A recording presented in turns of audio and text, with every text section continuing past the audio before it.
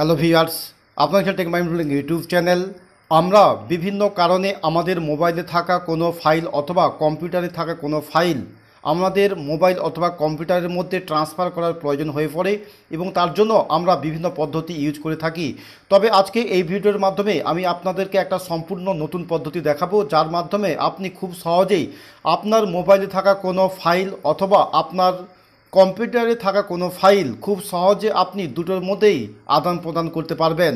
আপনি যদি আমার এই চ্যানেলে নতুন হয়ে থাকেন তবে চ্যানেলটা অবশ্যই সাবস্ক্রাইব করে অবশ্যই অল নোটিফিকেশান অন করে রাখবেন আমার চ্যানেলের পরের টেকনিক্যাল ভিডিও সবার আগে পাওয়ার জন্য।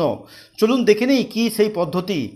এর জন্য প্রথমে আপনাকে একটা কাজ করতে হবে, আপনার মোবাইল এবং কম্পিউটারের দুটো মধ্যে ওয়াইফাই আপনি অবশ্যই কানেকশান করতে হবে। এখানে আপনি ওয়াইফাই যদি কানেকশান না করেন তাহলে আপনার হবে না, অর্থাৎ আপনার মোবাইলের মধ্যে যে কানেকশান থাকবে আপনার কম্পিউটারের মধ্যে সেম কানেকশান একই হতে হবে। আপনার মোবাইল থেকে আপনি হটস্পটের মাধ্যমে আপনি যদি কম্পিউটার বা আপনি যদি ল্যাপটপের মাধ্যমে যদি করেন তাহলে অবশ্যই আপনি ওয়াইফাই কানেকশানটা প্রথমে করে নেবেন।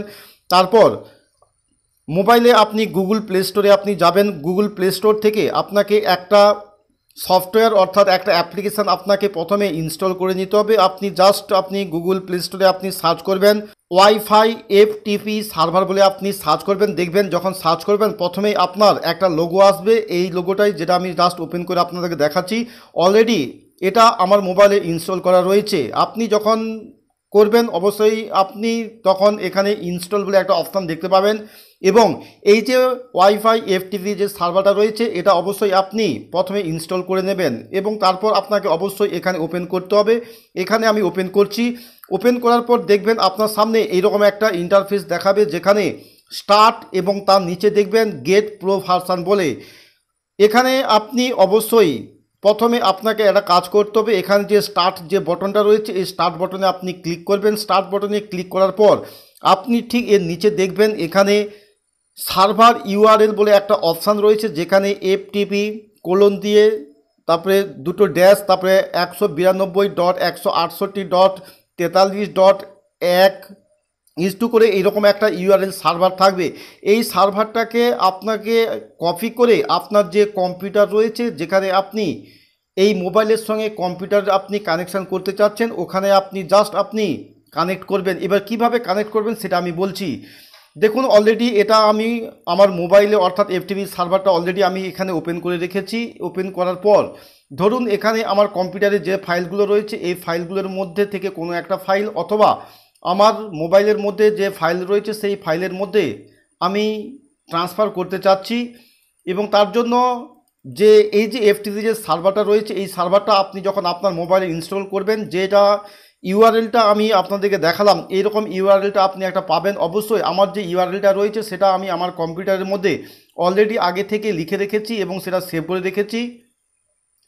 এটাই হচ্ছে এফটিপি সার্ভারের ইউআরএল এবং এই ইউআরএলটা আপনি জাস্ট আপনি এখানে আপনার কম্পিউটারের যে লোগো রয়েছে যে মাই কম্পিউটার এটা আপনি ওপেন করবেন। ওপেন করার পর এটাকে আমি জাস্ট ম্যাক্সিমাইজ করলাম। তারপর উপরে যে কম্পিউটারের যে বারটা রয়েছে এখানে আপনি জাস্ট ক্লিক করবেন। ক্লিক করার পর আপনি ওই ইউআরএলটা এখানে আপনি পেস্ট করবেন অথবা আপনি ম্যানুয়ালি আপনি টাইপ করতে পারেন। যেহেতু আমি এখানে কপি করে আমি এখানে পেস্ট করলাম, তারপর আপনি জাস্ট আপনার কম্পিউটারের বটন থেকে আপনি এন্টারে আপনি ক্লিক করবেন। দেখবেন এখানে যতগুলো ফাইলগুলো রয়েছে প্রত্যেকটা ফাইল আমার মোবাইলের ফাইলগুলো রয়েছে এবং এগুলো আমি দেখাচ্ছি এই ফাইলগুলো কিনা। আমার মোবাইলে যে ফাইলগুলো রয়েছে এখানে আমি টুলসে গেলাম। টুলসে যাওয়ার পর এখানে ফাইল ম্যানেজার আমি ওপেন করলাম। ওপেন করার পর তারপর আমি ফোল্ডারটা আমি দেখাচ্ছি। এখানে দেখুন যে সমস্ত ফাইলগুলো রয়েছে সেই সমস্ত ফাইলগুলোই কিন্তু আমার কম্পিউটারের ডেস্কটপে আমার চলে এসেছে এবং এর মধ্যে থেকে এবারে আপনি যে কোনোভাবে আপনি কোনো ফাইল বা ইমেজ বা কোনো রিংটোন বা কোনো ভিডিও অর্থাৎ যে ফাইলটা আপনি ট্রান্সফার করতে চান চাইলেও আপনি মোবাইল থেকে কম্পিউটারে নিতে পারেন, আবার কম্পিউটার থেকে আপনি মোবাইলের মাধ্যমেও নিতে পারেন। এবং এটা আমি কিভাবে করবেন সেটা আমি দেখাচ্ছি। এখানে জাস্ট ধরুন আমি যে ভিডিওটা বানাচ্ছি আমার যে ভিডিওটার যে থাম্বনেলটা রয়েছে সেই থাম্বনেলটা এই থাম্বনেলটা আমি আমার মোবাইলে আমি ট্রান্সফার করে দেখাচ্ছি কিভাবে খুব সহজে এটা ট্রান্সফার করা যায়।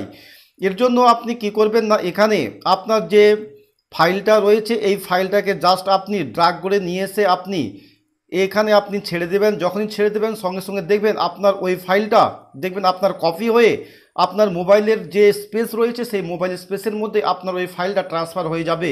দেখুন মোবাইলের এই যে ফাইলটা যা রয়েছে কম্পিউটারের মধ্যে থেকে এই যে ফাইলটা মোবাইলের মধ্যে ট্রান্সফার হয়ে চলে এসছে এবং যে ফাইলটা অলরেডি আমি এখানে দেখালাম।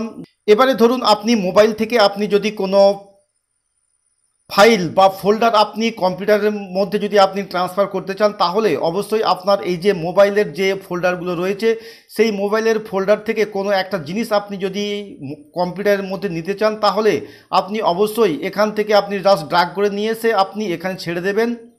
দেখবেন আপনার মোবাইল থেকে ওই ফাইলটা ট্রান্সফার হয়ে আপনার ডেস্কটপের কম্পিউটারে চলে আসবে।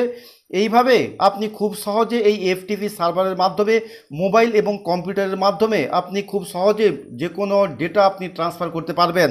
ভিডিও ভালো লাগলে অবশ্যই একটা লাইক দেবেন এবং আপনি যদি আমার এই চ্যানেলটা এখনও পর্যন্ত সাবস্ক্রাইব যদি না করে থাকেন তাহলে চ্যানেলটা অবশ্যই সাবস্ক্রাইব করে অল নোটিফিকেশান অন করে রাখবেন পরের ভিডিও সবার আগে পাওয়ার জন্য। পরের ভিডিও পাওয়া পর্যন্ত আপনি ভালো থাকুন, সুস্থ থাকুন। Have a nice day.